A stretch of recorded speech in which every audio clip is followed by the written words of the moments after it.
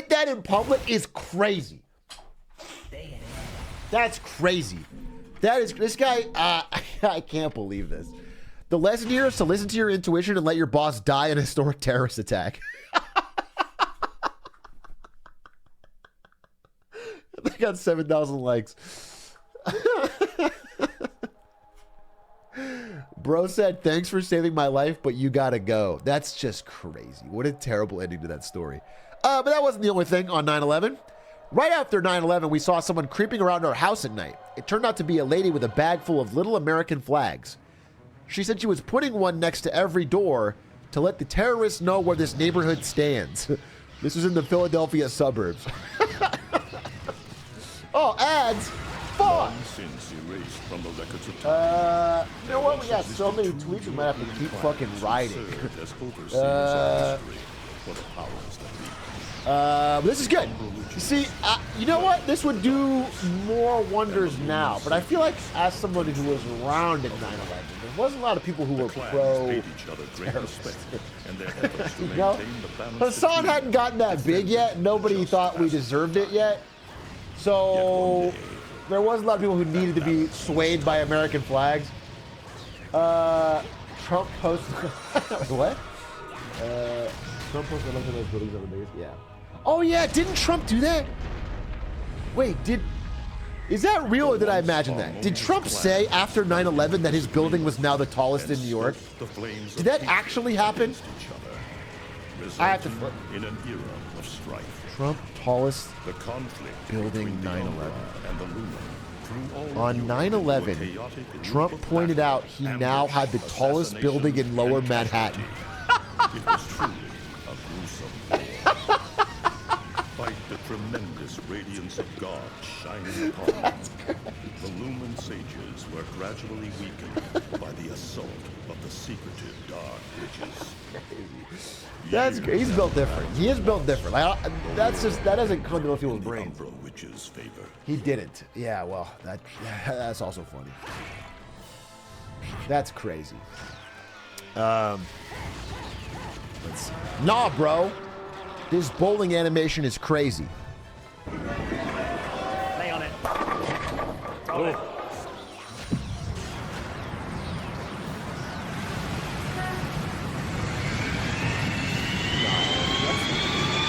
That's right.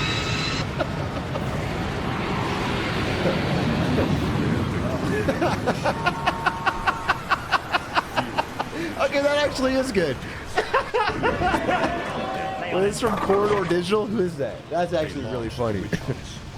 That's amazing. The fact that it didn't crash, it made it way funnier to me. That's very funny. Wait, someone have the clip of Trump saying it? I will actually play. I will play it on screen. Zoomers will never know. Oh, I remember this. I remember this. Zoomers will never know how truly stupid everything got. I remember this. I remember this exact thing. What's funny is because my dad worked for this guy. Not this guy, the guy they're going to show. Donald Rumsfeld. My dad worked for him. Okay, let's see. 54 seconds? Wait, okay, we'll watch this first because I think the ads just ended, so we can watch this. If you guys were there for the ads,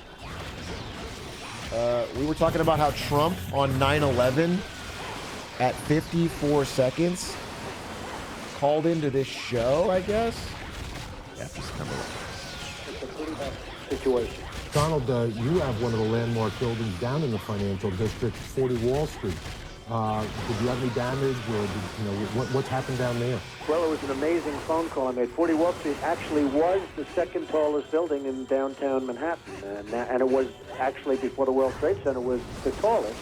And then when they built the World Trade Center, it became known as the second tallest, and now it's the tallest. And I just spoke to my people, and they said it's the most unbelievable sight. It's probably 7 or 8 blocks away from the World Trade Center, and yet Wall Street is littered with 2 feet of stone and brick and mortar and steel. That's crazy. This is the day of? That's crazy, bro.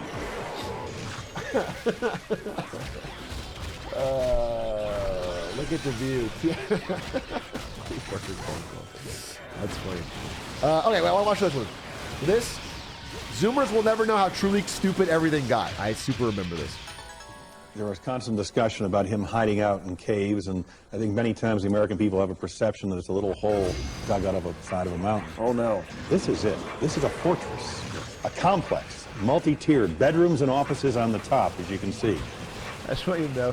So this diagram went viral. It was like in Time magazine or something, and Donald Rumsfeld is the head of the Joint Chiefs of Staff or whatever, is on TV right now explaining it.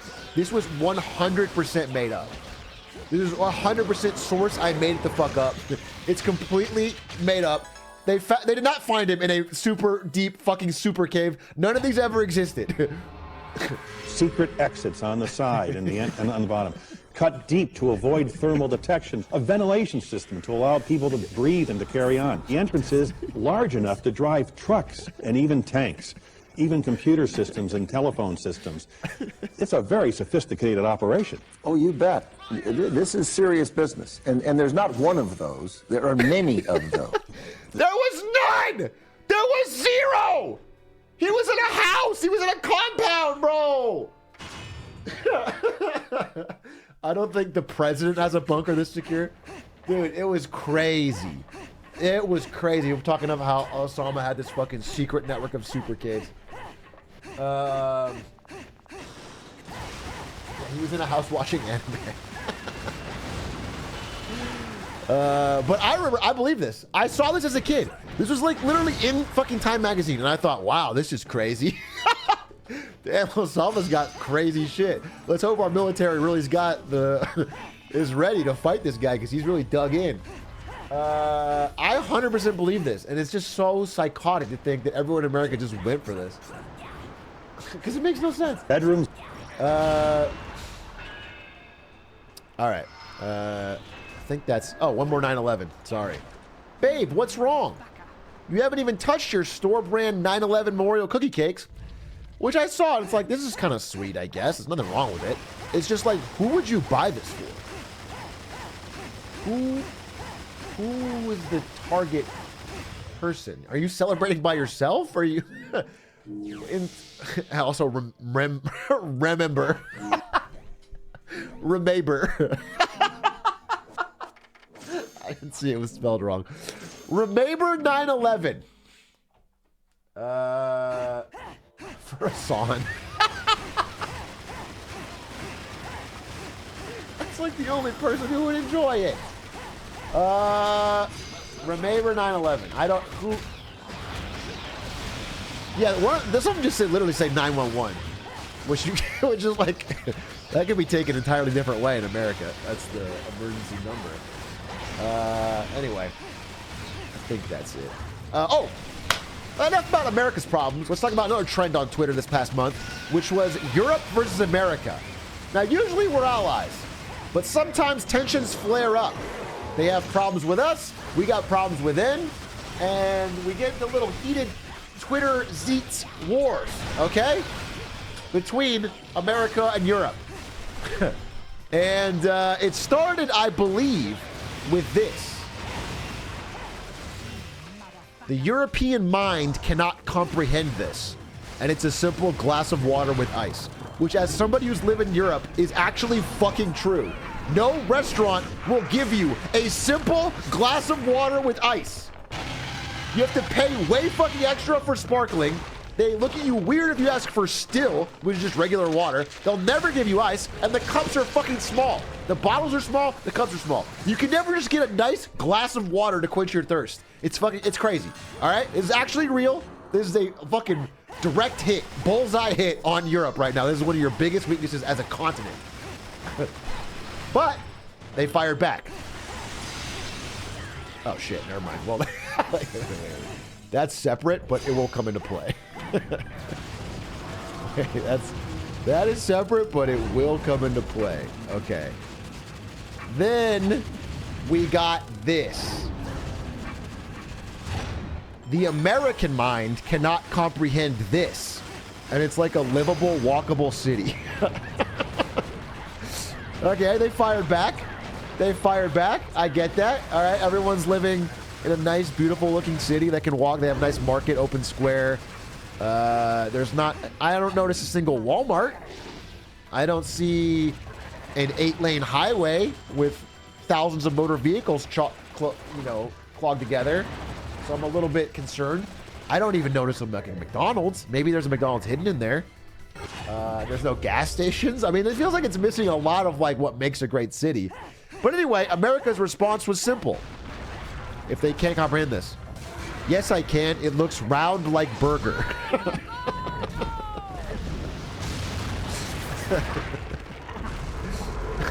Which is true. And when you put it that way, I kind of do get it. Like I can actually fit it into my brain cells now. Like that actually tracks. I got 84,000 likes. And so then, wait, this came up. The number of McDonald's restaurants per country. And it turns out USA is #1. Yet again, baby. And it's by a mile. It's by a fucking mile. 13,550 McDonald's. China is #2 at 3,500. Finally, they're getting some culture. Japan, #3. I mean, France is the biggest European McDonald's. France. And they only have 1,500. That's crazy. There's European countries that are like third world, dude. I mean, look, like, oh, it's fun. Sweden has only 191 McDonald's. How are they? What kind of? That's crazy. How does? No wonder Lincoln had to leave. No wonder Lincoln had to leave, bro. 191 means you have to drive a long distance. Norway is under 100, which is disgusting.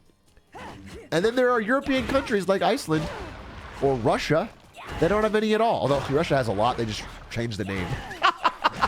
Russia actually has a lot of McDonald's. They just changed them to fucking Starburger or something, and they actually have plenty. And they just took them all after the war. There's one in Cuba. There's probably a line around the block, dude. Everyone loves it. So anyway, that happened. But then the Europeans fought back. Fuck, I keep hitting the wrong thing, and that is not my fault. The Europeans fought back. Working. With this. This kind of shut us down. The Europeans are fighting back now with this video called A Day in the Life of an American. Day in the life of America. I wake up so excited for another day of working. After singing the national anthem, I make my amazing American coffee. So much better than espresso. I'm looking for breakfast, but there are no cold pizza, so I have to skip. Oh, where's this? An apple? So cute.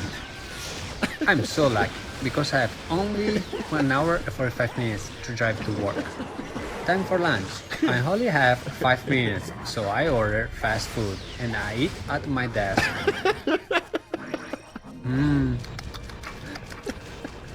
After a short 14 hours, it's dark, so I take my work home. Good night, my love. See you tomorrow. Day in the life. And we wouldn't have it any other way! You fuck!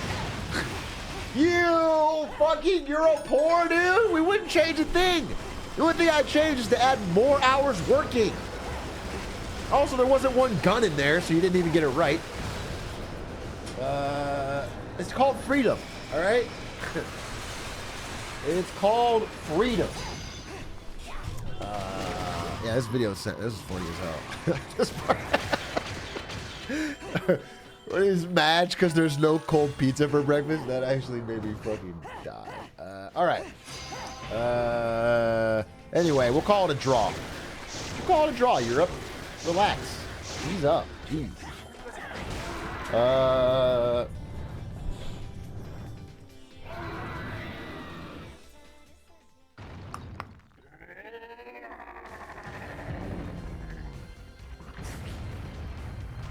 Don't you dare declare a draw on our behalf. No, I'm just making them like look away so we can invade. I'm just gonna get Donald Rumsfeld to say they have nukes or some shit, and we're gonna invade Europe. Right? I'm just trying to I'm just standing down. The problem is like there's like no oil in Europe, so I guess Norway. Let's start with Norway. Wait, they do have nukes? Oh, well then perfect. I don't even need an excuse. We don't even need an excuse, bro. They do have nukes. They're self-reporting. They have WMDs, bro. Get in there. Land the Burger Kings. All right. What's this? This one got deleted. This one. What is this? Oh yeah, all these. So apparently,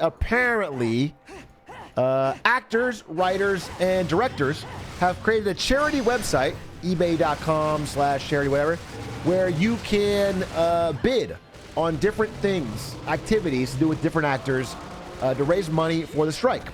For example, Adam Scott could walk your dog for 1 hour if you're in LA. You can Zoom with the cast of New Girl. Bob Odenkirk and David Cross will join you for dinner, which is actually kind of fucking hype. That'd be cool as hell. Anyway, this is all happening. But this sort of became a meme on X.com. I hate saying it. It really is so bad to say. It sounds so... anyway, let's see. A couple things on here. Everything, the prices have gone up. People are... It's $10,000 for the Bob Odenkirk, David Cross dinner? I thought if I could film it, it'd be a pretty hype video, but... Mortal Kombat 1 game sesh. You versus Kumail with Emily commentating.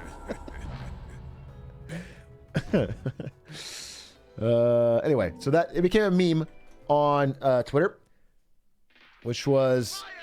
Here's one. Send Mark Wahlberg back in time to see if he can stop 9/11. 56 bids, $7,100. Which is something he actually said. He actually said if he was on the plane, he would have stopped it. Florence Puh tells you... Is that Puh? How do I say her name? Florence Puh. Right? Puh.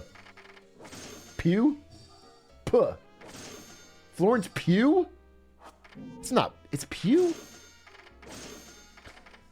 Like Pepe Le Pew? Florence Pugh tells you what happened on the Don't Worry Darling set over a boozy brunch. $9 million bid. Like the gun? Wow. Matthew McFadden walks with you as a dog for 1 hour. Junior Soprano and Bobby Bacala will come to your next family event and pay their respects. Oh, there was one like, I think that's real. Wait, is that real? No, maybe. Taylor Swift like goes to your funeral, potentially news you. You get to watch The Two Towers with Viggo Mortensen and tell him that Aragorn actually broke his toe in that scene. He will act shocked.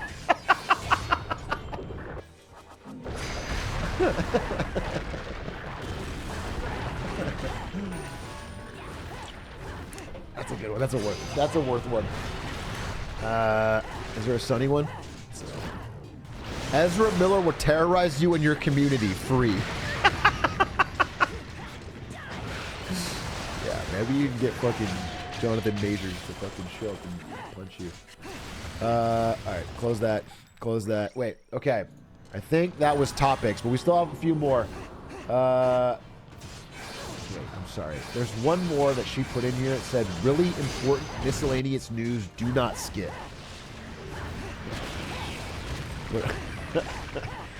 But it doesn't seem that important. It's Club Chalamet saying it's been over 10 days since the fandom imploded, and Club Chalamet is still standing. The Timmy fan community is different now, and I don't know if it'll ever go back to the way it was. But now, more than ever, I remain passionate in supporting Timothée Chalamet. This is important. This is really important. Don't skip. Why did it implode? Why did the Timothée Chalamet club... Now I have to know. Since September 4th, the fandom has experienced destruction to its core that I feel will take a very long time to repair and heal. The fandom will never be the same again.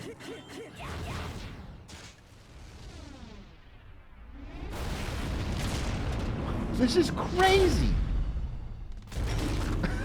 I look forward to his upcoming Blue de Chanel promotional work, as well as Wonka and, of course, Dune Part 2. Timothy has an exciting future ahead, and Club Chalamet will be here to cover and applaud his successes. That's crazy! Looking forward to his upcoming promotional work? He was... What happened? I actually have to know, and I have to know. What happened with Timothy Chalamet? What happened with Timothy Chalamet?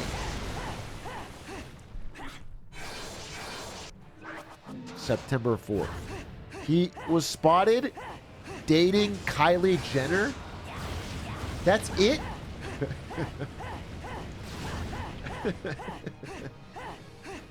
Oh no.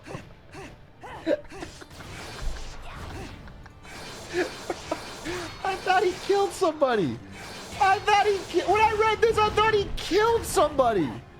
I thought he drunk drove. I thought he literally drunk drove and like hit a car or something.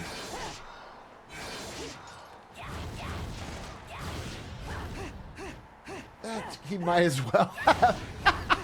This is worse. That's crazy.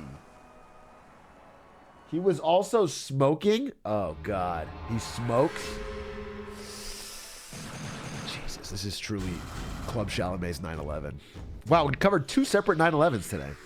Oh, what a day. Okay, now we're at the finale. Let's see, anything? We covered that. We covered that. Covered that. Oh yeah, there's a few more. Just random miscellaneous funnies. Where did I put them though? Is the fucking question. Yeah, here they are. Did you guys know? Speaking of Europe, by the way, as we're back on that subject, that Portugal's capital, Lisbon, has a Gucci store directly adjacent to the Portuguese Communist Party local headquarters. Which is kind of hype, because now they can all get dripped out, bro. That's on stream. Duality of man. Yeah, sometimes you want both. Sometimes you want both.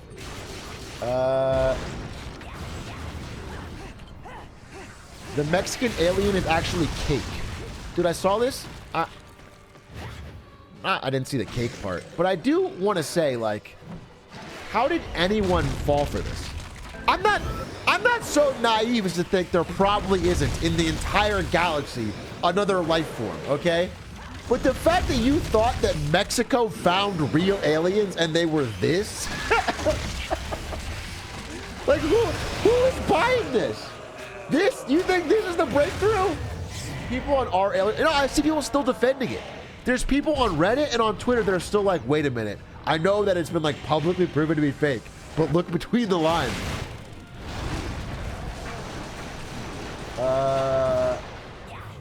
You fell for 9/11. Yeah, I fell for it. I thought it was real. I thought those towers really fell. It looks like Elon Musk might be looking into this. Yeah, I guess so. Oh yeah, I also saw this. Lauren Boebert was like watching a play of Beetlejuice and then like started fucking Boebert like fondling her husband, and he started fondling her, and then she was vaping, and I'm not gonna watch it. She got real handsy. And she got kicked out. And from my understanding is that she was 100% kicked out, not because like of her position or political party, but because she was literally just being super weird in a public area. Security. Not her husband, boyfriend. Yeah, I can't watch. I don't think I can watch this because I think she literally starts groping him. All right, let's see. Did you call a customer dumb tonight? No.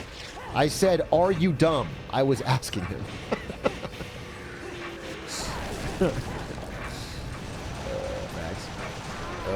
How do I get one of those jobs that aren't real, where I send an email and then go to a meeting and then draft an email and then leave work and get paid $98,000 a year and have a badge on a little cord that says Senior Deputy Analytics Coordinator, Supervisor of Marketing and Sales?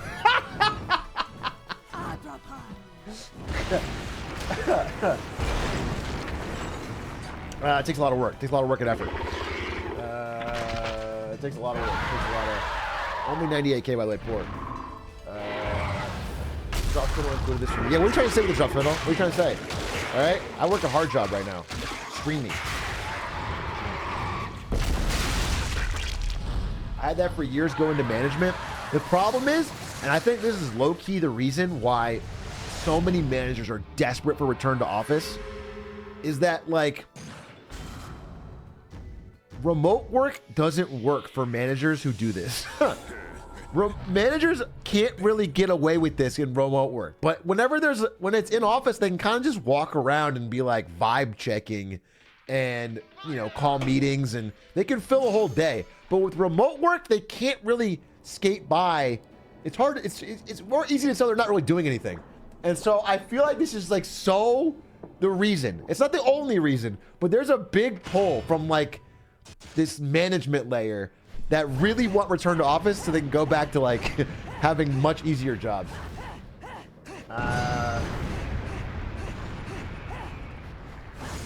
This caveman was going through it. The paintings indicate that early humans had some pretty heavy stuff weighing on their minds. Dude, poor dude. You know what? That's kind of like beautiful though in a way. You know what I'm saying? It's like it's been thousands and thousands of years, and humanity, we still got some of the same issues. It's all. Also, he's hung. So.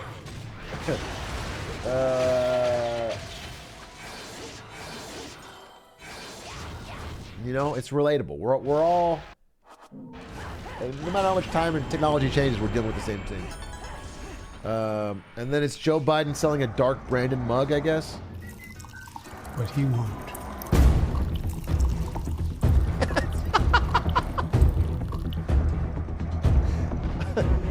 Okay, you know what's crazy is like, I think the dark Brandon thing's fine for Joe Biden. He's doing it as like a marketing thing, and you know the base likes it. It's going okay. But like, if Obama were to try this, there's legitimately people that would assume the Antichrist. They would assume this would be part of so many fucking Antichrist like. This would be never ending. This is like a small meme post that got 50,000 likes. It's not doing, it's not crazy.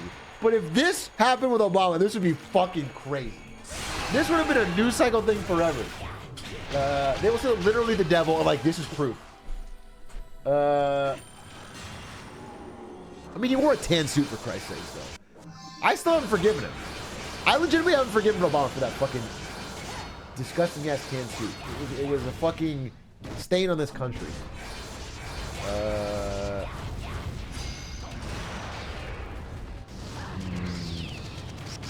If a beautiful woman disagrees with me, I will immediately change my views. I have no principles. Well, maybe you should have principles. You're right, maybe I should. Simple. Simple but beautiful, you know? Nothing wrong with that. Nothing wrong with that. Growth. And then finally, I think we'll end with a nice cute one. How a beaver fells a tree. I love to imagine this is his job, and he goes home to the wife and kids as she's putting him to sleep, and he's like, had to put in overtime, but I finally knocked over the tree today. And she kisses him and says she's proud. All right, let me see the gnaw. I want to see the finish. Wow, he's been really, yeah, he's been, they go at it all day, huh? Come on. Wait. Oh, I thought another beaver was swooping in.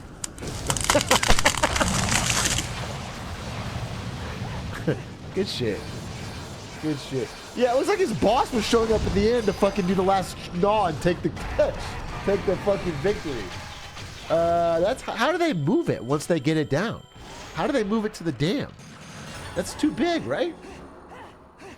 Does anyone actually know? I'm actually interested. They just roll it very slowly? They want the branches. They tow it, you buffoon. What are you talking about? They break it down further. Okay, they keep... Okay. I thought they had like 6 of these guys fucking pushing.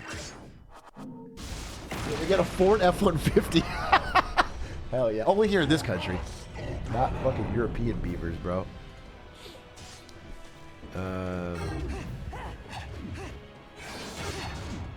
Oh.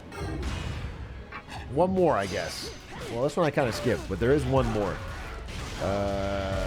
Totally random, but the 23-year-old Mexican rapper Dancer surgically implanted gold chains in his head to serve as his hair. And I was thinking, I wanted to ask, what would someone have to pay you to do this? That's what I really want to know. What would someone have to pay you to act, and you have to keep it like this for the rest of your life? What is an honest number?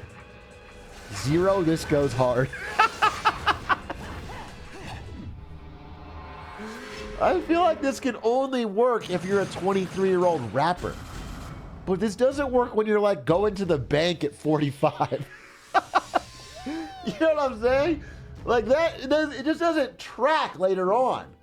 You know, it's way worse than like a tattoo because you have, I don't know, you have a story for that. You pay for this? Unironically, $1 billion? You're crazy. You're bullshitting me. So if I offer you $999 million to do this, you say no. You say nah. Shut the fuck up, bro. $1 billion? Unironically? No. I think, I don't know. I don't know what it would take for me to do this. It would be so bad. It's all anyone around you's ever going to talk about forever. They're just not... It's just, and it's going to be so loud, and you're going to try to sleep on it, and I don't know, 50 million maybe? 50 million, and for the teeth, more. The teeth are going to, that's going to cause them so many problems later in life. Couple bucks, then I sell the chains. Bro, you can't sell it. I just said that. You didn't trick me. You can't say, yeah, I'll do it for 50 million and then I'll just get rid of it and get my hair back. Cha-cha-ching, got you. You have to keep it. You have to, that's the point, is you have to keep it, bro. You didn't pull one over on me. It's not a fucking...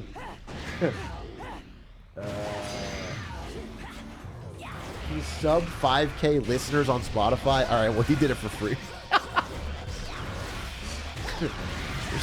He did not do it for game.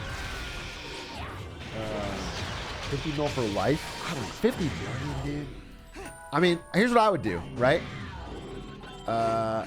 You could probably like tuck it up and then wear a chef's hat like Ratatouille. And then I'll be known as the chef.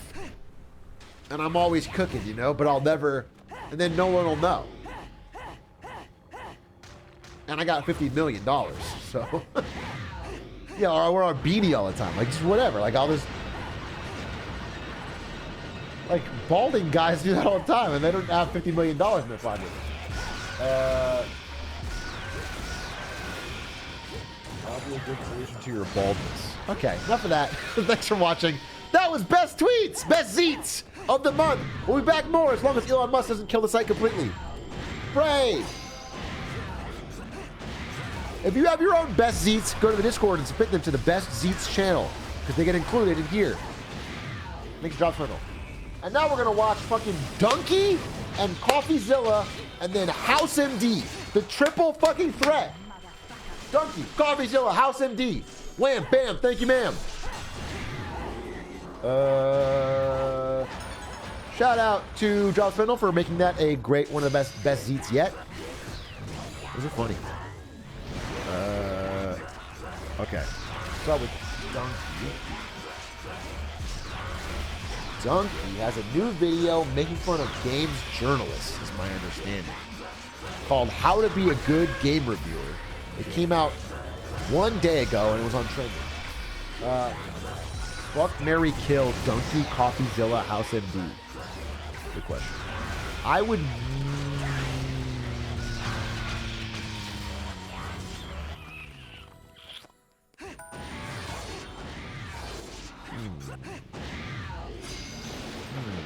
I think you gotta fuck House, right? Although he's fictional, so really you should kill him. I'm gonna say you always got those blue eyes, bro. Probably I will kill House MD, I guess, since he is fictional. I will marry CoffeeZilla. Feels like he'd be a provider. He looks at us good skin. He'll treat us right. And then I'll fuck the hell out of Donkey. I think that's it. Kill House, fuck Donkey, marry CoffeeZilla. I think that's the right answer. I think that's the classy answer. Because he goes big mode, you know what I'm saying? Let's watch this video. Let's see what he's got. Welcome to IGN, kid. So you're our new reviewer, huh? I'll be your handler, Walter White. I'm gonna show you how to do a good game review. Paulie, bring up that one stupid-ass one. Immortals of Avium is an impressively confident first-person shooter. They need to keep this guy on the reviews. 8 out of 10. Good thinking. He's an old pro. Now, Paulie, bring up one of our bad reviews that we like to do. Monotonous micromanagement, a poor interface, and by-the-numbers combat. This game scored a 75 out of 100 rating for PS5 on Metacritic from the critics. Seems pretty decent, unlike this review. 4 out of 10. Fucking amateur. I remember this kid. He was nice. Quit the next day. Paulie, get this shit show off the screen. Put on our Baldur's Gate. Baldur's Gate 3 is just about everything I could have asked for. Oh boy, IGN really made a comeback. 10 out of 10. Good thinking. The shallow number of samey maps can get monotonous pretty quickly. This game looks like shit. No way this dude has played other horror asymmetricals. Okay, I'm seeing there's a larger point here, which is that people, which I notice as a fucking content creator, which is that people never, ever, ever want to be told that something they like could be disliked by someone else. They never want to hear it. They simply do not. Okay?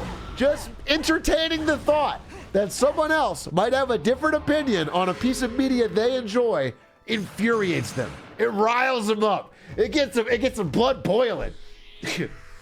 So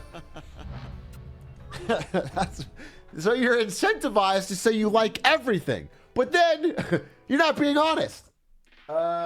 Make sure I pay attention to this video, do the tips. All right, let's see. Understands the genre. If you've played any asymmetrical horror game, be that Dead by Daylight or Friday the 13th, Evil Dead or Ghostbusters Spirits Unleashed, Travis Northup needs to apologize for his reviews big time. Dave the Diver never stopped surprising me.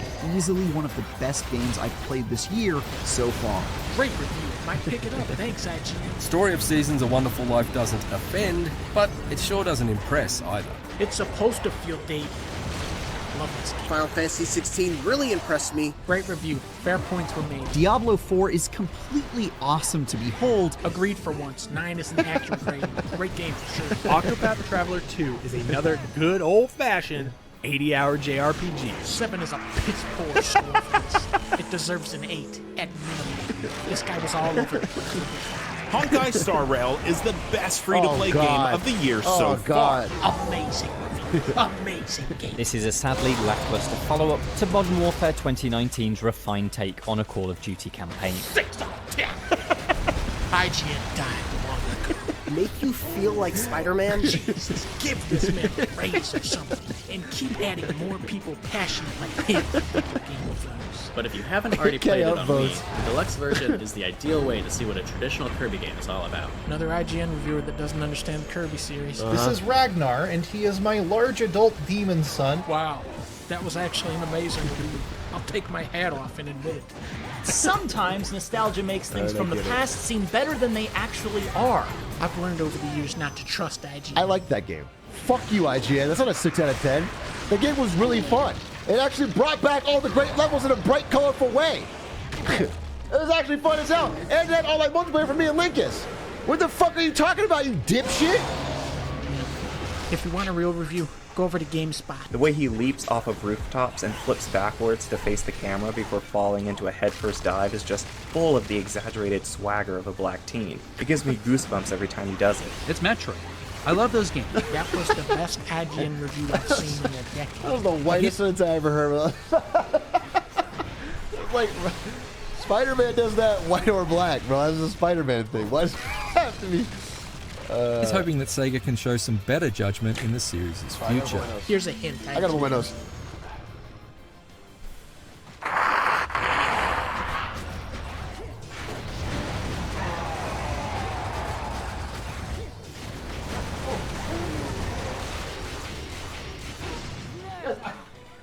You're seeing me live blow my nose. I'm not. Do you see me inhaling coke?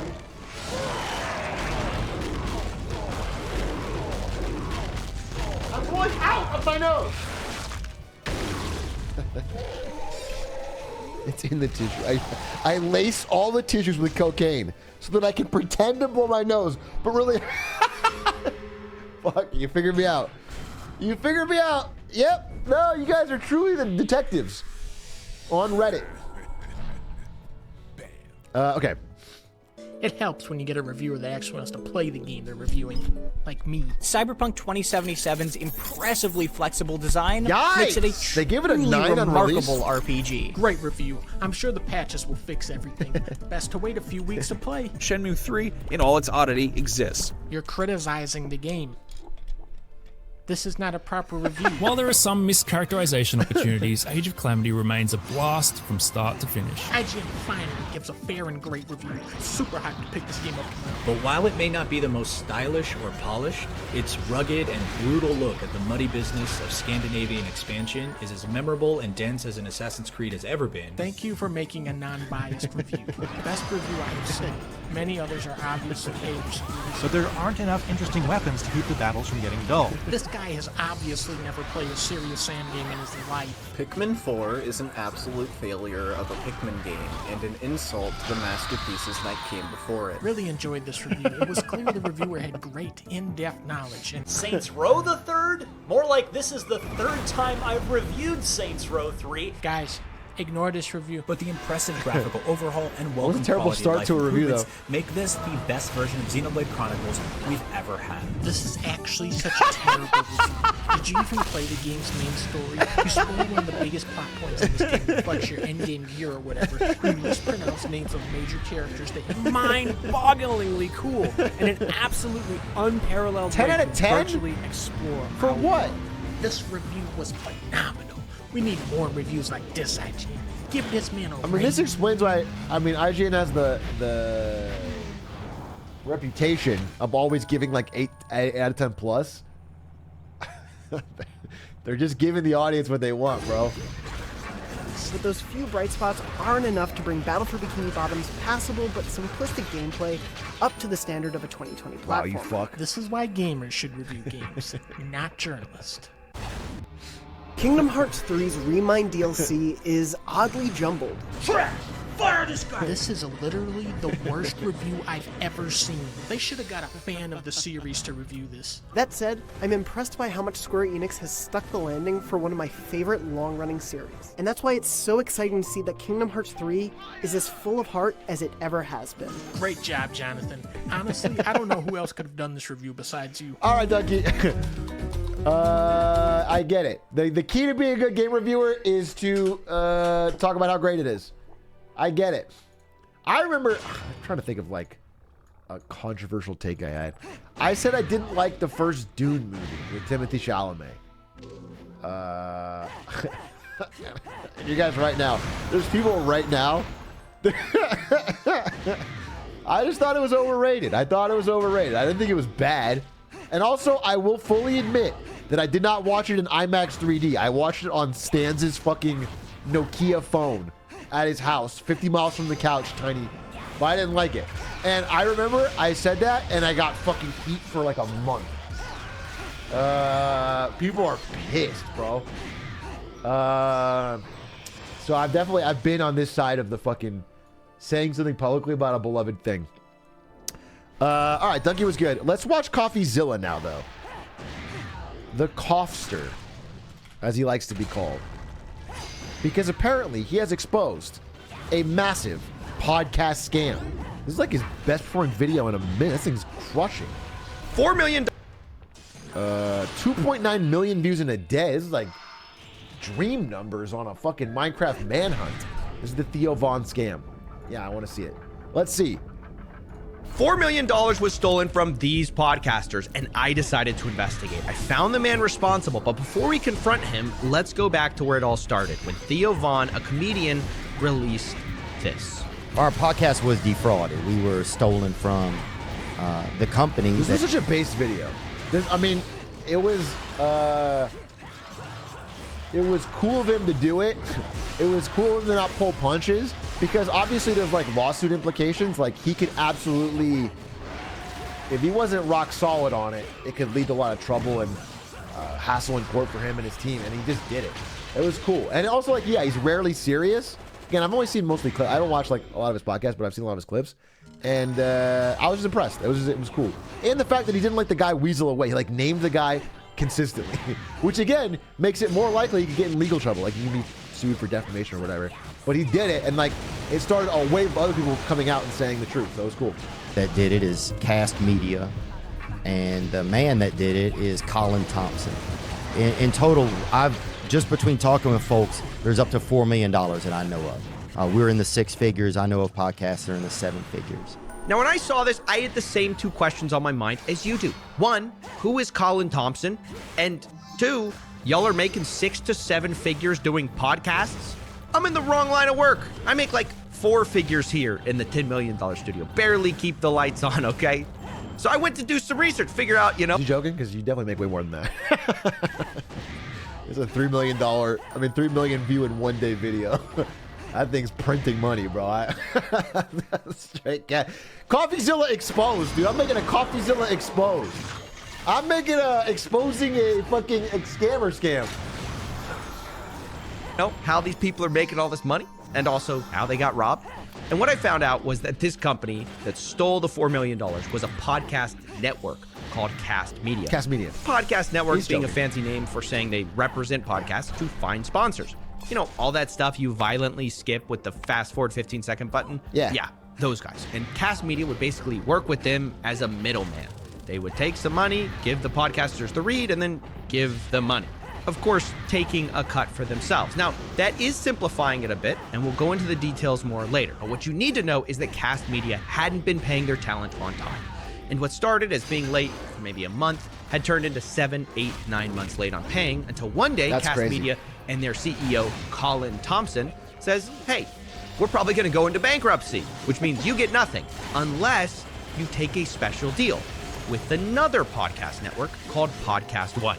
Now, who's Podcast One? Well, it's an even bigger network, and they basically say, hey, we'll acquire you, pay off what you're owed, if you sign a new deal with new terms with us. If you do, you'll get back some of the money you're owed now, some of the money you're owed over 2 years, and you'll also get stock That's so in our fucking company. scummy. But what stock? Well, when you get a read, you already signed a contract. They should just pay you the cash that you're owed. Legally, they're required to. It's not... They can't hold it back and then give you a fucking ultimatum at the end. They just have to pay you. Podcast Network stock, a company that wasn't public yet, but as of this video now is, and is down almost 50%. Now, if you took that stock in 2 years, you could sell it. How much it's worth at that point is dubious. Zero. Now, Podcast One would say they were just trying to help. Bro, It it's like wasn't when they paid Snoop Dogg and FaZe stock. And the second he found out it was cratering, he quit. He wore a fucking FaZe chain to Super Bowl, and then like 1 month later, he was out.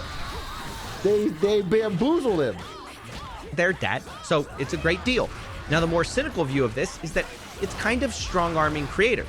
You either take the deal or you'll never get what you're paid.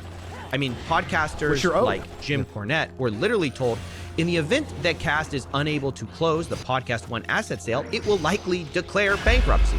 So take the deal or lose everything you're owed. And to make things stranger, Podcast One was paying Cast Media in stock for every podcaster that took the deal. So if you agreed and wanted the money you were owed, you're kind of bailing out the company that got you into this mess. So obviously some people didn't like that deal. Although understandably, others did and took the deal. And look, I'm not here to litigate whether those Podcast One deals are good or bad. Frankly, it's not the point of this video. They're terrible. It doesn't All matter. cleanups are going to be messy. What I did want to know, though, is how did that $4 million go missing in the first place? Yeah. And to try to find out, I began to reach out to everyone. The thing is, I mean, he's gonna explain it, and I don't want to jump ahead, but like, there's no way other than fraud or mismanagement that the money can go missing. Because I've done that. We've done middleman ad deals for things, and you get the money from the brand. All you have to do is give 90% of it to the client. Right then, you get it and you give. There should be no. The only way for that to happen is for you to steal it. No, I haven't done fraud, but I've done ad deals. You know what I'm saying? I've done ad deals. Yeah, because streamers and content creators don't want to do their own ad deals because they're lazy, which makes sense because they have to answer emails and they have to figure out what they want to do. So it makes sense for there to be a middleman who organizes it all, finds the right thing, finds a date for the ad read, puts it in, and they get industry standard 10%. That's what they do. If you get more than that, you're basically committing fraud. I mean, it's like one of those weird, was it Tifu? Had his fucking 80. Yeah, that's what happens. A marketing Monday on middlemen would be a good topic. Dude, half the economy's middlemen. That would be such a broad subject. So yeah, that's what I'm saying. It's like, and also, we'll talk about it. We'll get to it later. Starting with Colin Thompson to ask for his side of the story. You're being accused of basically stealing $4 million. Your clients say you defrauded them. What's your side of the story? Yeah, I appreciate you reaching out. I wanted to talk with you because I appreciate the work that you do. Okay, great. I appreciate your journalistic integrity, and I know that you're going to tell a fair story. Cast is sort of the dream of the vision of independence, free speech, not bound by sort of corporate norms, the ability and the backbone to support visionary, talented. Bro, he's already waffling. Answer the 4 million. The thing is, like, it's such a simple question because the money, it's not like, do you know what I'm saying? Like, if I tell you I'm going to start a car company, invest in me and I'm going to build a super cool car. And then I try to build it and it sucks. That's just a bad investment. That's fine. You know what I'm saying? That happens. Or like if your friend goes, I'm going to start a restaurant. It's going to be so sick. We're going to have the sickest restaurant. It's going to be fucking, we're going to mix apple pie with fucking fish. And it's going to be fish apple pie. It's going to be great. And you think that's dope. I'm going to invest. And then it doesn't sell and it does badly. That's a bad investment. That's not fraud. People think of that as fraud. It's not. That's just you made a bad decision. You invested in something that didn't work. The market didn't like it. And you both lost money. That's not fraud. They didn't cheat. But in this case, everyone got paid. You just took the money that they didn't belong to you. And that's there's no real getting around that. And I want to see how he weasels his way around that because it doesn't make sense. Unique, independent voices, people like Theo Vaughn. Cast's perspective was independence is the product. There were plenty of times where, we believed in the show. It ran into trouble. Maybe it was canceled in one way or another, and canceled, quote unquote. And we stood by our creators, right? Continued to support them through that time. When maybe a more corporate organization wouldn't. We weathered the storm together. We believe truly.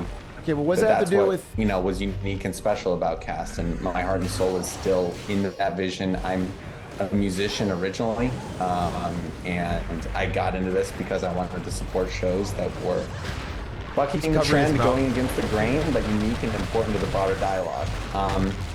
But where's the 4 million? I mean, yeah, I hear you. Everybody's got a grand vision, but the grand vision, when we get to this point, everyone wants to know where the money is, not what the vision is. Sure. We built an infrastructure at Cast that I was and am tremendously proud of. I believe that over the years we generated better revenue for creators, paid them out more than other podcasts would necessarily be able to because we invested heavily in an infrastructure, took an individualized approach. What? Anecdotally. But you're saying you pay out more, but I mean, clearly that's. He just said anecdotally, but he's just yapping. Kind of not true, right? Wait, but you asked for my story. You mind if I just tell the story? We're getting to the financial difficulties. Sure. Our vision, it really worked. Creators benefited, made a lot more money than they would have. And many creators do have more money in their pocket now because of that. However, during the period from February 2022 until February 2023, our unit economics changed drastically. Our revenue per download, which is an important metric for analyzing sales performance, free from content performance considerations, dropped by 58%. In other words, over the course of those 12 months, the revenue that we could generate on one download moved down by 58%, Okay, that took 3 minutes to get to a real answer. And I've got to be honest, this whole conversation was about that painful. Talking to somebody who owes creators millions. I'm sorry, that still doesn't make any sense. Do you know what I'm saying? It still doesn't, because it's really simple. It's like you go to Doritos and they give you $40,000 for an ad read. If that number goes down to 20,000, whatever it is, you just give 90% of it to the creator. There's no, you know what I'm saying? Like, even if your revenue's down, there's no, it's not all in one bucket. And he's telling you how he got them paid so much money is a little frustrating, but setting that aside, the central claim of Colin is that all of this happened because revenues dropped in 2022 and he just couldn't pay people on time. But as I spoke to people about Colin, I realized late payments weren't a new thing at all. People told me that was always the case. Okay, you joined them in 2018. 2018. Yeah. So when did you start getting late payments? Basically, like they didn't come when they said they were going to come. And when did you stop getting full payments? I can answer that right away. That was right before, from the first check we were supposed to get. It didn't arrive when he said it was never on time. So it wasn't unusual if it was like a month late, a month and a half late, and then when it goes from a month late to 2 months late to 3 months late, and then I would say, hey, where's the deposit at? Go, yep, they're trying to figure out, man. He says he has this whatever investment coming, you're gonna get this huge lump sum of money. So then that's didn't come. Then you're looking at, now you're looking at 4 months. Like, where's the money? Then you're looking at 6 months. Like, okay, man, where the hell is our money? 6 months is fucking insane. Yes, that's a huge problem. Of course, up till 2023, money had slowly started coming in, so people were letting it slide. But as these balances built up over time, eventually Brendan and Brian realized they were owed $400,000 on The Fighter and the Kid, and upwards of $1.6 million across all their shows. That's crazy. Now remember, Brian is just informed about Fighting the Kid. You have to manage Big Boy, Golden Hour, the other shows that are owed money. So Brian's like, can you believe this? I'm like, yeah, that $400,000 is terrible. Try 1.6 mil, bro. Right. Wow, 1.6 million. What are we doing here? Now, I should be clear, Colin denies that there were these payment issues before 2022. Your talent says they stopped getting paid as early as 2021, and they had issues. I'm glad and delays you found that out before. That's well before 2022. No, I'm not aware of any difficulties before the end of 2022, the beginning of 2023. Okay, well, then I talked to his business. I don't care if you're not and aware, bro. Changed. He told me accounting was always a nightmare. My name is Dustin Knaus. I was Colin's business partner, as you would introduce me, and VP of production and creative development with Cast Media. One of the things Colin said is he was not aware of any accounting issues, early on. Is that true? Did you guys hear from talent about, because every talent I talked to said they were constantly complaining about accounting. Yeah, I mean, everyone from the beginning had complained about how long it took to get paid. The managers why didn't they constantly leave, bro? step in. I think all of his accounting was done through Google Sheets, basically, and it was just him. But he would never let me see everything. He wouldn't actually let me see what was coming in and what was going out. This is like some Sam Bankman-Fried level fraud, bro. Just put it all in Google Sheets. We'll figure it out. And I was like, well, I kind of need to get a whole picture. And he just wouldn't share it. Oh, that is a red flag. Yeah. And it also lines up exactly with what I heard from a lot of the creators. The accounting was always weird. People had to chase it down, and the numbers were a little screwy. It led them to distrust what they were getting from Colin. I can tell you us personally, what we estimate we are owed is what they told us they owed us, plus whatever we think they still kept billing for after that date. Plus, we don't know truly what the accounting is, because they stopped supplying accounting, and at one point So I want to say, I didn't understand this fraud when I first heard about it. I didn't know it was them like literally saying, hey, we got a $100,000 deal, you're owed 90K, we're taking a 10%, and then just don't pay. That's such a simple level of fraud. That's insane. Just taking the money and not paying it out. That's crazy. That's. But what I wanted to bring up is what esports teams do all the time to players, which is they get a deal for 100K and they tell the player a lie. They say the deal's for 15K or 20K, and they keep the difference because the players are usually young and inexperienced. They just lie. Oh, there's ads. Fuck. Match. Anyway, I'll tell a story. So yeah, they just lie. And this is way more, or at least was way more common in the early days. All these like fraud middlemen would just shave the numbers down. Oh, well, actually, same thing happens, I think, sometimes to me. Legitimately. Is like, I'll get offered, I don't take these deals no matter what, but I'll get offered deals from like random emails that see my business email on YouTube, and they're like middlemen who are chasing deals for like Honkai Star Rail and Raid Shadow Legends and Genshin Impact. And they will send me, and they'll be like, hey, I got a great opportunity for your growing YouTube channel for you to play Genshin Impact or something. And it'll be for, and the pay will be like, you know, whatever number they pick. But what my estimation is that they are finding the source deal from a reputable agency and then just finding people to fill in and taking a fat cut themselves. Like it's not directly coming from Genshin Impact or even their agency. It's coming from a random person who is pretending to be a YouTube collector and just getting the difference and seeing if they can sell me on it.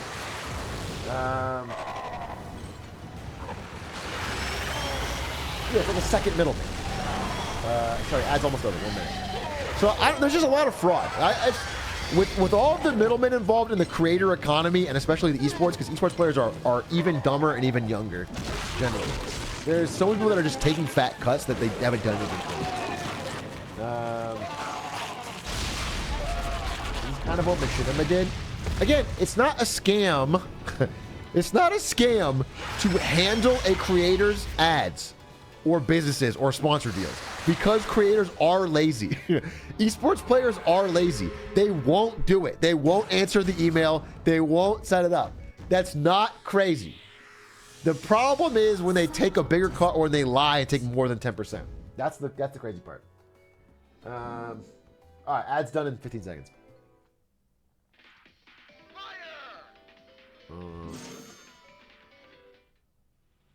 So exactly like Machinima? I'm not sure what Machinima did. I don't know the Machinima story. But like there was all of those MCNs on YouTube that all basically died because they weren't useful. Like they helped the creators find ads and they would take a cut.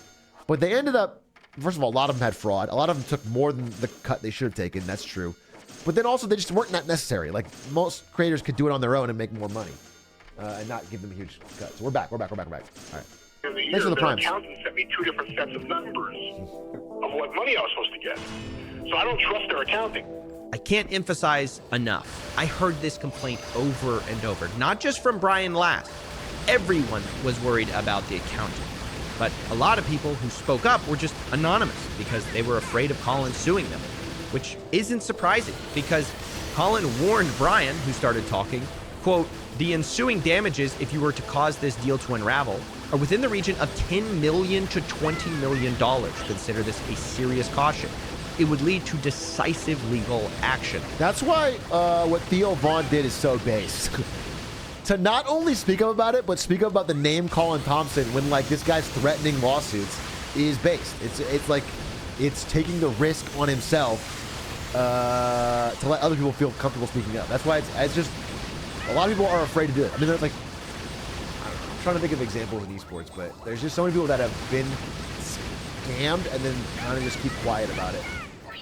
So basically, he was threatening people and people are scammed. But I realized that these payment issues, accounting issues, They were all clues, sure, but not the whole story. To really understand how it could be that Cast fell apart, we need another piece of the puzzle, which is minimum guarantees. Remember, I told you earlier that I was simplifying podcast networks. So let's go into the deeper waters. The truth is, these deals vary wildly, and some of the bigger podcasters demand something called a minimum guarantee, where they aren't just paid a split of ads, they're paid a guaranteed minimum every month. And podcasters love it because it means they don't have to wait so long to get paid. According to Colin, though, this is how he fell behind. They shouldn't have we had months in there where our gross profit margins were, literally negative prior to any operating expenses. Because the minimum guarantees that made economic sense when we made the deal were just completely underwater. Basically, he overpaid. Cast made deals to bring people on in the first place, overpromised, and then couldn't pay. Even Colin's former business partner agreed with this, although he thinks some of the money went to Colin personally as well. We've got Colin's narrative as his business partner. You look at the situation, $4 million missing. The big question on everyone's mind, where did the money go? Well, I mean, I think there's a couple places that the money has gone. One is he built a custom house. He was known for going on big, crazy vacations. I wonder where that... He went to Hawaii multiple times in 2022 and was posting about it on his social media. There's not a question of was there money in that sense to be able to buy land where a lot of celebrities go to escape. But aside from that, the other thing that he has done is essentially make constant minimum guarantees to new talent to try to entice them to join Cast Media. So saying, I'll give you a 1 year guaranteed $250,000, $500,000, whatever his guarantee is. Now, I've heard that even as soon as February of this year, he was offering multi-million-dollar minimum guarantees.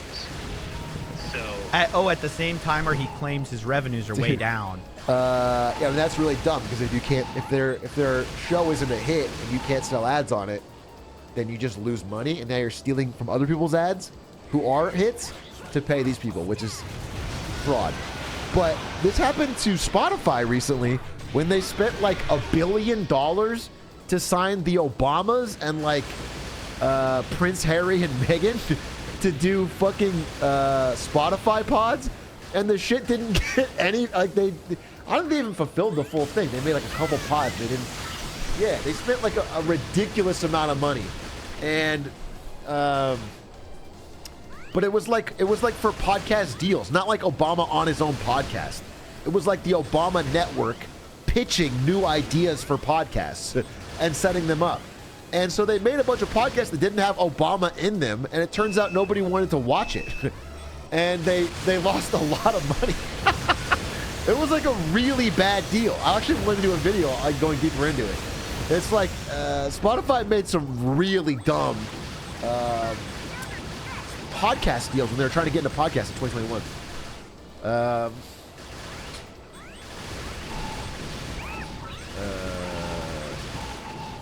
Can you start getting minimum guarantees to chatters? Yes, guaranteed. He's offering multi-million-dollar minimum guarantees for talent. Yes, yeah. So, his priority is trying to keep the new talent happy for a while, with essentially his whole goal of selling Cast to make big money in the end. It's a shell game to try and... Yeah, I would say that honestly most of the money probably went to the minimum guarantees of other talent instead of to the people that it was supposed to go to. Right. Wow. That might be the closest thing we have to a coherent answer on what happened to Cast Media. Although our story doesn't stop there, because obviously that's a pretty big accusation. Some of the money may have gone to a house. So I decided to look into that and found that Colin Thompson indeed bought a $1.7 million house the same year as his financial troubles. And I also found out that right about the time he was talking about declaring bankruptcy, he moved that house into a trust where the trustee was a Wyoming LLC he set up, which from where I stood looked a lot like hiding assets from a bankruptcy right before a bankruptcy. But when I confronted Colin about this, he said I had things completely backwards. The truth is he was hiding his property for a totally different reason, a very sympathetic reason. We anonymized our address because we were getting threats in the last 30 days. There's been, Sure. there's been nothing untoward. I think you can see though how other people might see it another way, where it looks like you're trying to shield it by hiding it from a personal name into a trust owned by an LLC. I mean, in a very favorable state. I assume you listened to the Jim Cornette episodes where they specify where I live, right? I assume you listen to the Jim Cornette episodes where they specifically call out where I live. The thing is, I'm going to take a stance here. This guy was not famous before this, but like it's not uncommon for like streamers do this. They put their house in a trust so that you can't find their address. So it's not crazy for him to say that as an excuse. Also, I don't think a bankruptcy court would have trouble finding his house shifted into an LLC if Coffeezilla did it. So maybe this is fine. The real issue is that he bought the house with other people's money. It's not his money. He took money from podcasters that, you know what I'm saying? But I don't think it's crazy that he might have like... We were getting threats. When I heard this, I was pretty alarmed, and I totally understood his fears, so I went to go ahead and look for the episode where Jim Cornette apparently specifically called out where he lived, but it wasn't there. Oh, shit. Actually, Jim Cornette never mentions a specific address, but a general area. But way more damning for Colin's story is the fact that that episode came out in July, but Colin formed his LLC for moving the house in June. Before these threats ever happened, he's creating this shell company. So I found it very hard to believe. I pointed this out to Colin, and he said this, quote, "They revealed general details, and I anticipated the possibility of this happening. Brian threatened it very specifically in my original email exchange with him back in May. So I got a hold of those emails. There was no threat in them. Instead, Brian said things like, consider this a serious caution. We're going to make sure to endlessly let all listeners know with great detail that Colin Thompson of Podcast One stole our money because he doesn't know how to run a business." Which is sort of true. This guy doesn't know how to run a business. So I became increasingly convinced, maybe, just maybe, Colin might be lying to me about why he hid his house in a trust with a Wyoming LLC trustee. Okay, I know this is a bit inside baseball right now, but it's important because I think it reveals intentions. Because I then looked up the website he used to create the LLC. And the website tagline for Colin's LLC is, quote, "Asset protection is our only focus." So, want to hide your house? Wrong company. Not their focus. Asset protection? That's your guy. I mean, I'm not surprised, but I'm surprised that he tried to say this wasn't the case. So I sent a screenshot of that to Colin saying, hey, you're obviously hiding assets in this company that specializes in asset protection planning, where the other tagline, by the way, is creditors will be forced into a better settlement or to dismiss the case altogether. And when I sent that to Colin, he responded, quote, "I can't speak to what's written as marketing material on a website. I didn't write it." Come on, bro. We got you, okay? I can't go show up at an asset protection only store and say, hey, I was just looking for a little anonymity. That's not being honest. And look, I don't know how dumb this guy thinks we are, but in my opinion, what happened is pretty simple. I think Colin bought a $1.7 million house the same year as he had trouble paying people. I think his accounting was always sketchy. I think he overpromised people money to attract new talent. And I think in the end, he tried to sell it all to a bigger company and force these podcasters into raw deals. And worst of all, this is not a new story. Colin is not unique. Actually, the main reason I took this case is because we've all seen this story play out before. Sleazy business guy screws over artist or musician or podcaster. Look, to be honest, I wanted to find out how it happened, but I also wanted to find out how we can learn to prevent it in the future. Because, to be honest, I'm as much in this media landscape as these guys. And I think the answer starts with how you get involved. How did Colin find and sign all these celebs? Well, truth is, some people were introduced. Theo Von was introduced by Brendan Schaub. But I asked Brian and Brendan how they got involved. And their answer struck me as part of the problem. Was he just offering better Is it a deals than cold everyone else? email? No. It's word of mouth. It's because what happens is they go, "Who is your agency?" We don't know nobody, like, we're not interacting with these people all the time. What happens is it's like, if there's an agency that this person is with and this person is with, we go, do you make money? Yeah. All right. Can you hook me up? And then, especially when comics are talking, like, man, this guy's killing it for us, man. Yeah. I made 1.6 million this year. Like, damn, that's more than I made. You think you take me on? Then it becomes this like snowball effect. Yeah, it's all like then everybody's there. Yeah. Social proof. This is the issue. And look, it's not to absolve Colin. It's not to put any blame on anyone who got screwed over here. But the truth is, people are always led around with these dollar amounts. Oh, you made. But what's crazy is like, again, not anybody's fault. This guy's a scammer. But like, if you don't get paid the first time for 4 months, I mean, leave. If your podcast is getting viewers and someone's not paying you or shit, you just go. There's a million people beating down your door. Like, there's so many agencies that just want successful podcasts. If you can go elsewhere and make, it's crazy they thought like this is their only place. This much. But that's for people that aren't in the 1 year minimum guarantee and all that. That's where you get locked in and then it sucks. Yeah, the minimum guarantees are interesting. I hadn't heard about that. Because it's just like, it's dumb. It's just dumb business to offer a minimum guarantee. Because like, if the show, I don't know, it's just dumb. No, that's how they get you in these bad contracts. And then they don't pay you and you're left chasing a Wyoming LLC to nowhere. So this isn't just about these podcasters. It's everywhere. It's about 360 deals in music, MCNs with YouTubers, and just honestly business people begging you to let them control your money and then you getting scraps. It's as disgusting as it is common, and I really hope that any aspiring people in media learn from these mistakes and scams and realize you don't need these middleman people most of the time. But more than that, do not trust people with your business who promise you the world.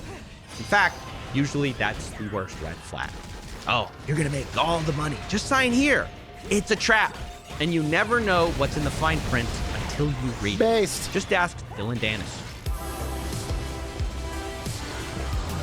Where's the robot? I thought he's gonna be a sidekick now. Music industry? Oh man, yeah, music industry's been doing this for longer than anyone else. I mean, the formula is young, extremely talented entertainer of some sort who knows nothing about the business side. And then they just get signed into deals where all of the upside from what they're making is getting stolen. I mean, there's, basically every artist before recently. I mean, until like, I don't know, until the 2000s maybe, almost every artist has been fucking locked into terrible recording industry deals where they didn't even own their own masters. They don't own their own, songs. They have to work for money. They get paychecks from the labels. They're locked in like 7 album deals. And yeah, all of the extra money gets made by the label. Still now? Yeah, still now, but not for the big guys. The big guys have figured out and got. I mean, like Taylor Swift is out of it now. She, you know what I'm saying? Jay-Z's out of it. He owns his own masters. A lot of people that are coming up right now also have learned enough that they either go independent and use social media to get big. I mean, the point of the label is to promote you, really. That's all they do, is like they promote you and help get you. But like, people don't need that anymore. The point of a label is so much less valuable.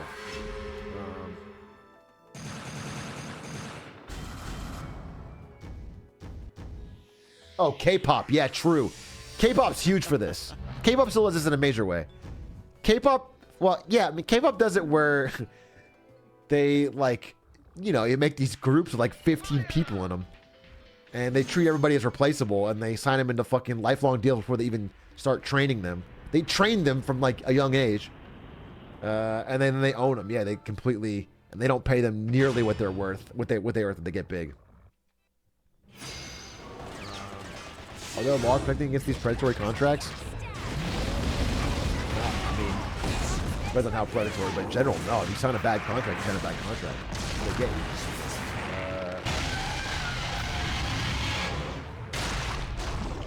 you. By the time the contracts get renewed, yeah, like they sign them in like 7-year deals, my understanding, and then by the time the group gets famous, has a period of fame, and then loses relevancy is 7 years. So by the time they renew their contract, like it doesn't matter. Like all of their peak earning years have been stolen, and then if they're still famous, they could get a good deal. But like, anyway. Ladies and gentlemen, it's 3 minutes till House. I guess I'm gonna run an ad. If you don't get it during House, it is now time for the end of night House MD new season. Did you see the Taliban tourism tweet? Is that your religion?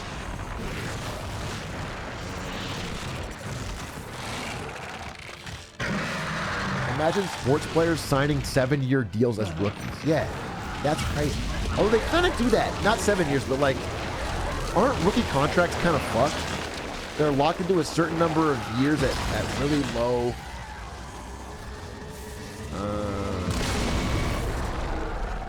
Baseball's locked in for 6. Yeah, it's crazy. And like in a sport where you could get injured on year 5 or whatever, or you know, it's like you have to survive all of those years and still be good to make real money.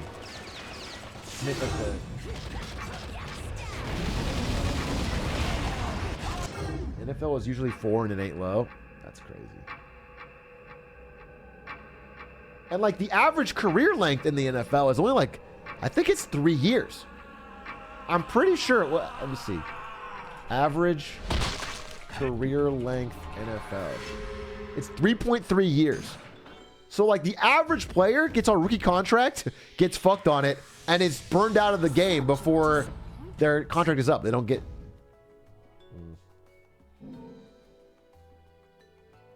It's 2 if you take out Tom Brady. Tom Brady brought the whole average up, bro, with a fucking 900-year career. Yeah, I guess you're right. What's this? Taliban Public Relations Department? This is not real. This is not real. I mean, that's 2 underscores, but it's fake. All right, I'm gonna run an ad and we're gonna watch House. So get ready, get snacks. Go get. Did you see John Cena on the Rock on WWE? I heard about it. I haven't seen it, but it sounds like a pretty dope thing. Everyone, go get snacks, go get drinks. We're gonna watch another episode of House MD in the Battle Royale season, which has been heating up. I think we're narrowed down to like fucking 5-6 candidates left. So I'm excited to see who else picks.